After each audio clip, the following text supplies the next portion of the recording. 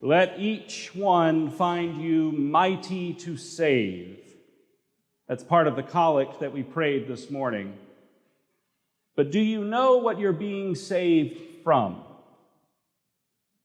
That's what Lent is about. Finding out those areas where Christ is waiting to pull you up. Lent is a time when we excavate the graves we've dug for ourselves and the graves others have thrown us in. It is incredibly easy to become complacent, not just in our spiritual lives, but in just about anything. The days turn to months and the months to years, and that desire to do something new or different becomes an even more distant fantasy. It's much easier to say, we'll just do what we've always done. As Marcus Aurelius said, what stands in the way becomes the way. And the moments of great change come from forces beyond our control rather than from within, leaving us to react to our circumstances rather than actively shape our own lives. Is this making sense? Can you relate to this? It often looks something like, let's go visit your mother for Thanksgiving. Oh, that's a great idea. She'd love that. And then before you know it, Thanksgiving is here, and the prospect of driving 6 hours becomes so unappealing that you say, well, let's just stay home and we can try again next year. And then the next year comes and it happens again and again and again until one day Mother isn't here for Thanksgiving. It's easy to become complacent. It happens to the best of us, and it creeps up on us, much like getting older. Another thing it looks like from my own personal experience is something like preparing for Christmas.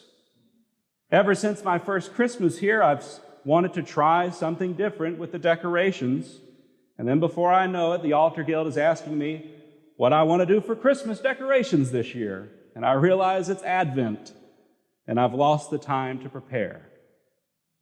Oh, let's just do what we've always done. It's easy to become complacent. And you know, in a lot of situations, there's nothing wrong with being complacent. There's nothing wrong with the Christmas decor. There's nothing wrong with wanting to keep things that work to keep on working. But sometimes complacency is dangerous. When is it dangerous? When rather than something getting in the way, it becomes the way. But why is complacency bad for your spiritual well-being? Well, it's bad for your spiritual health in the same way that it's bad for a bodybuilder to never add more weight to his workout. Spiritual complacency, a sense of easiness in your discipleship, is a sign of stagnation when it becomes the custom. As Thomas Merton wrote, habitual self-complacency is almost always a sign of spiritual stagnation. The complacent no longer feel in themselves any real indigence, an urgent need for God. Their meditations are comfortable, reassuring, and inconclusive. Their mental prayer quickly degenerates into daydreaming, distractions, or plain, undisguised sleep. It is deceivingly easy to fall into this habitual self-complacency. And the reason Lent is important, the reason Ash Wednesday and Good Friday and the fast days and Holy Week are so important, is that they are a shock to the system.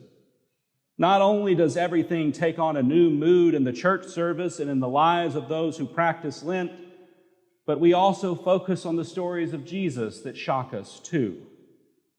It's easy to be complacent with our ideas of Christ sitting on the right hand of God in glory, crowned the King of the universe in regal splendor.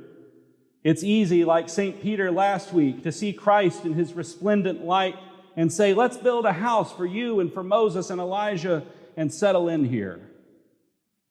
But then comes the cross, like a bolt of lightning to our spiritual systems. And where was Peter when the cross came? He was singing a different tune, if you'll remember. But where were you when the call to take up your cross came? We would be wise to take this time in the season of Lent to examine our lives. We would do well to look deeply within ourselves and determine those areas where we just decided we were done growing, and then ask ourselves why we decided that. Find those areas of habitual complacency, those spots of spiritual stagnation, those places where apathy, fear, and hatred fester. Find it and start now, today. It is the first Sunday of Lent. There is no better time to begin. And as you begin this period of self-reflection and examination, you'll likely find things that you don't like. You'll likely be tempted to fall back into the complacency of the time before. You'll likely feel the weight of your sins and shortcomings. But we will each find him mighty to save. And there is no cause for our failure that he has not defeated. There is no source of our weakness that he cannot strengthen. There is no part of us that he cannot love from glory into glory. As St. Paul said, for everyone who calls on the name of the Lord will be saved.